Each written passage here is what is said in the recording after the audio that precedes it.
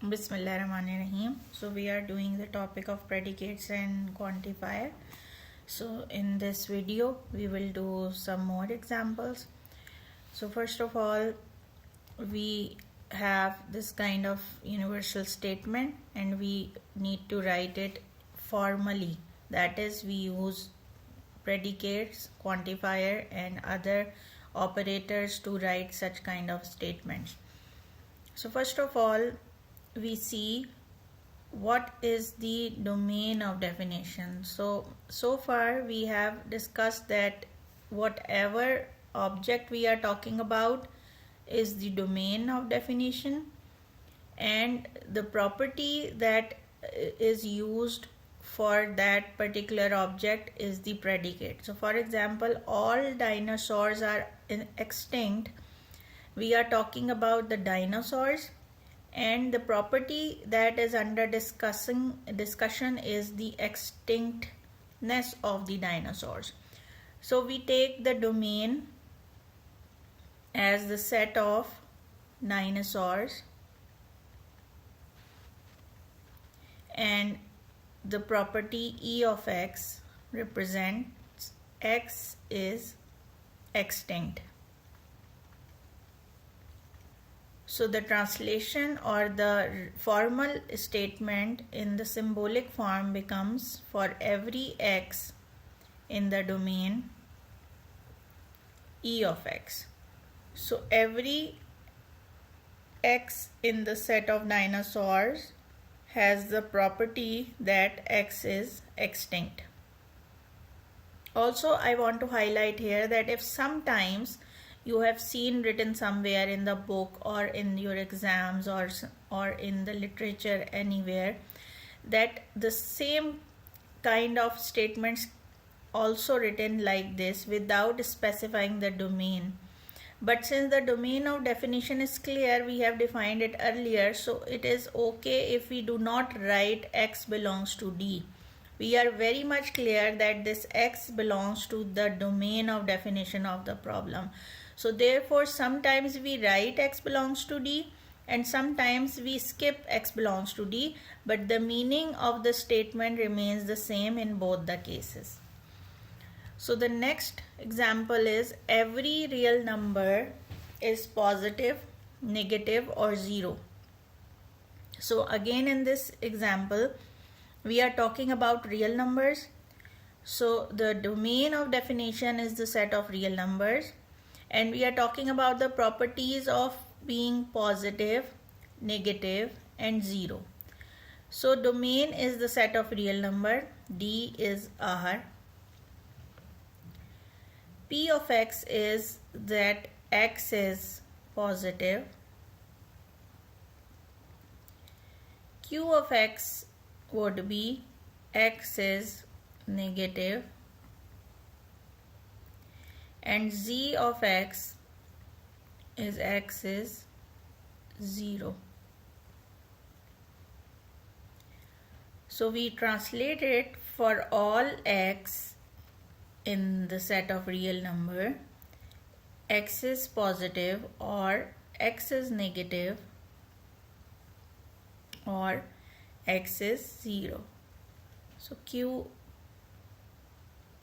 of x here. No irrational numbers are integers. So first of all, here we are talking about irrational numbers. So we can take the set of domain as a set of irrational numbers. And the property that we are discussing here is that these irrational numbers are integers. Also see that the statement starting from no.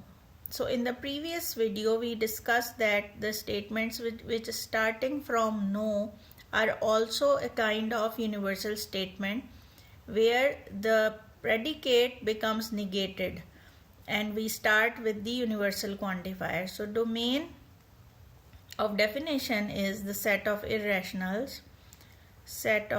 irrational numbers, and the predicate is z of x, that is x is an integer, And so we write it like this: for all x belongs to the set of irrational numbers, no x is an integer.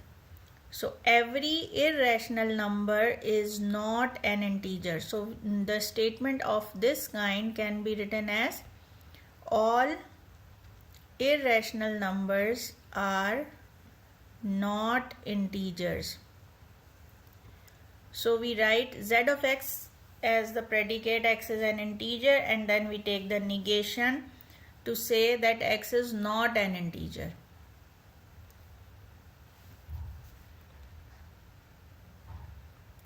Some exercises have answers. So we talking about exercises. So we take the domain as the set of exercises.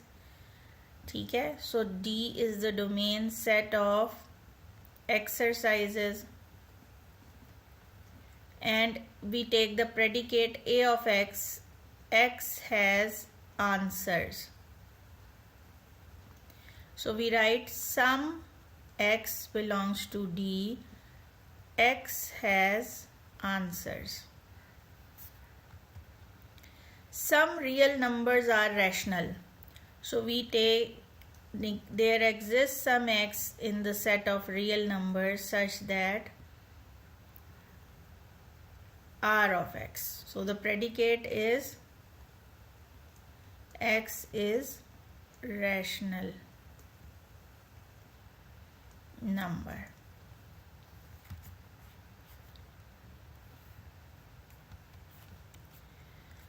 So this is an example for the writing from the informal language to the formal language. So this is the summary table where we define the universal statement when it is true for every x, and it is false when there is one x for which p of x is false. Similarly, the existential statement, it is true when there is some x for which it is true, and it is false when it is false for every x.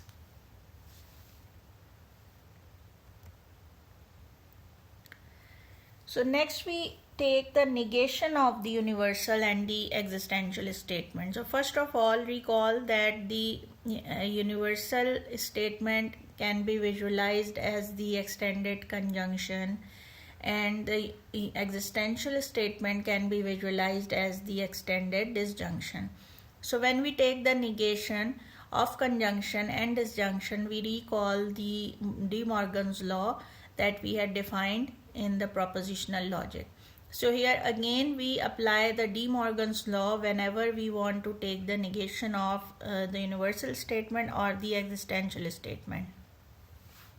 So the table is given as that if we want to take the negation of an existential statement, then it becomes the universal statement where the negation is applied on the predicate. Similarly, the negation of a universal statement is an existential statement with the negation applied on the predicate. So let's see this with a little bit of expanded form. Suppose we have some domain D which consisting of 3 elements only, 1, 2 and 3. And over this domain we had defined the predicate P of x. So what do this statement for all x P of x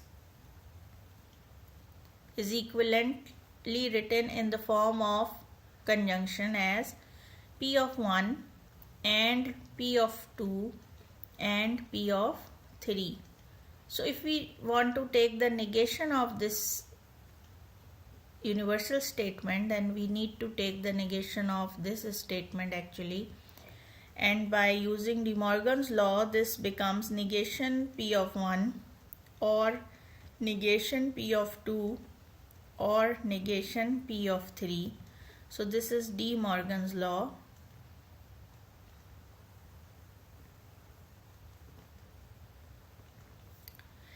And in the form of the existential quantifier, this becomes there exists some x negation P of x, because the existential quantifier is equivalent to the extended disjunction over the all domain values, and here the predicate which is disjunction, which is written in the disjunction, is negation of p of x. Similarly, you can see that if you want to take the negation of existential statement, then this becomes the negation of this statement, p of 1 or p of 2 or p of 3, and after application of De Morgan's law, this becomes negation p of 1 and negation p of 2 and negation p of 3, and by using the same definition of universal statement, this becomes for all x negation p of x. So whenever this negation is applied on the universal statement, this universal quantifier becomes the existential quantifier, and this negation is applied on the predicate of the definition. And similarly, whenever this negation is applied on the existential quantifier, it changes this existential quantifier into universal quantifier, and this negation is applied on the predicate, which is written as an inside function of this existential quantifier. So again, an example of the negation. Suppose we have two statements. There is an honest politician and all Americans eat cheeseburgers. So suppose we denote capital H of x is the predicate, x is honest, and C of x represent at x eat cheeseburgers. So we write there is an honest politician, there exists some x, h of x, and all Americans eat cheeseburgers can be written as for all x, C of x. So if we take the negation here, then it becomes for all x, negation h of x, and this negation of this statement becomes there exists x, negation C of x. So again, rewriting it informally, we write all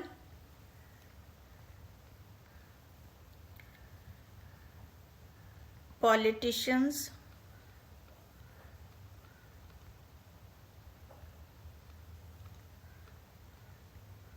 are not honest. And also remember that whenever there is a universal statement with the negation on the predicate, then we start this statement with the no, or we can write it equivalently as no politician are honest. Also we can write it as all politicians are dishonest. Similarly, this statement becomes some Americans eat cheeseburgers. So all becomes some. Some Americans do not eat cheeseburgers because we have the negation on the predicate C of x. So the negation of C of x becomes x do not eat cheeseburgers.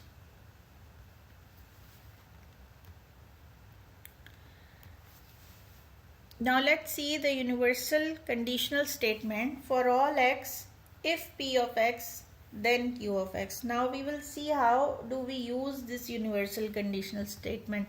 So first of all, let's see an example. For all x belongs to R, if x is greater than 2, then x square is greater than 4. So we have to rewrite this statement informally so that we get rid of all the symbols and quantifiers and variables, etc.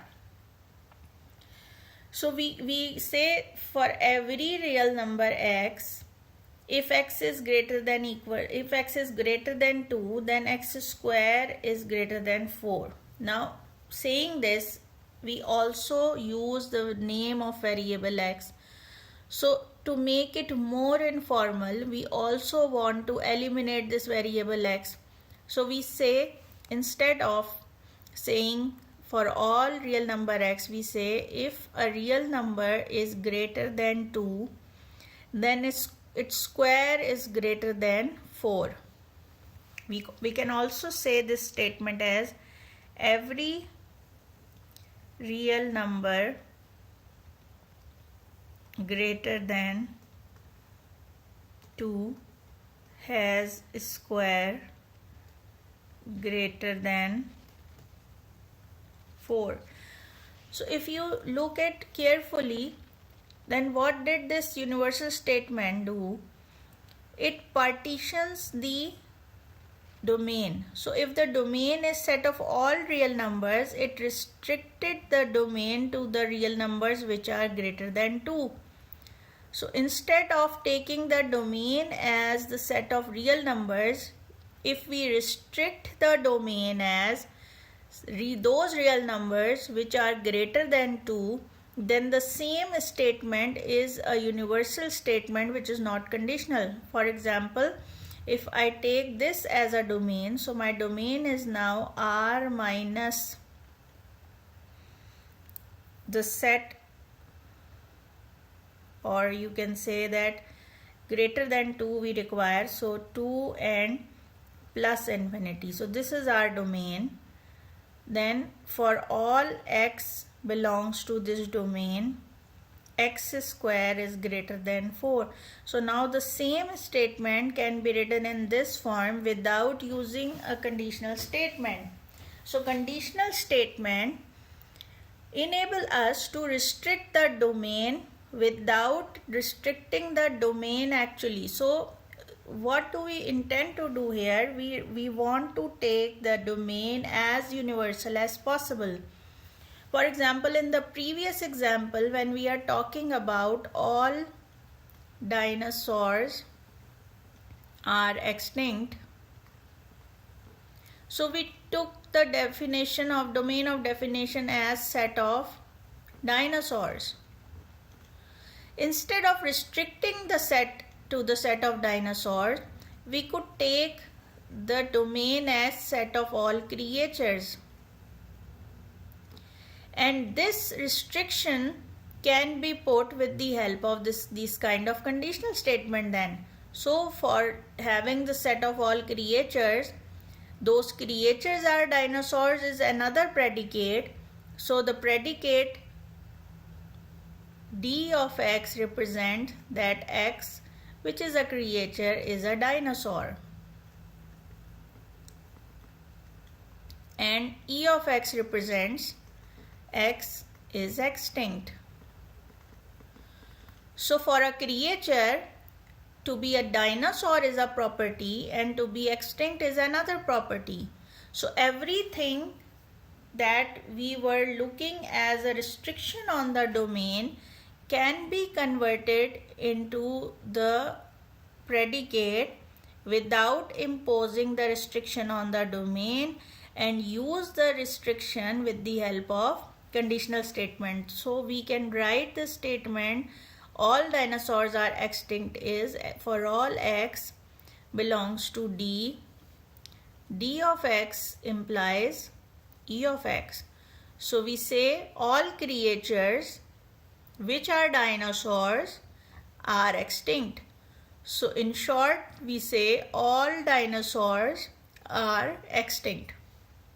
So in this way, universal conditional statements enable us to narrow down our domain or to condition our domain without imposing the condition on the actual set, because the actual set is used for many other kind of the predicates also. For example, my problem is related with all creatures. So if I only restrict it with the set of dinosaurs, then I cannot reason upon the other animals like cats, like animals, like lions.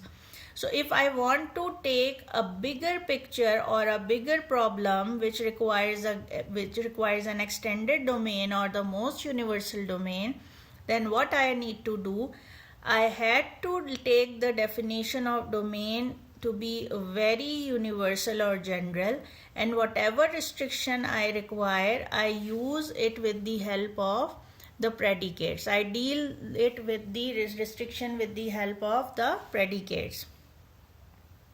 So now if we have a universal conditional statement, again we want to take the negation of this statement, then we know that the conditional statement has a negation which is an AND statement.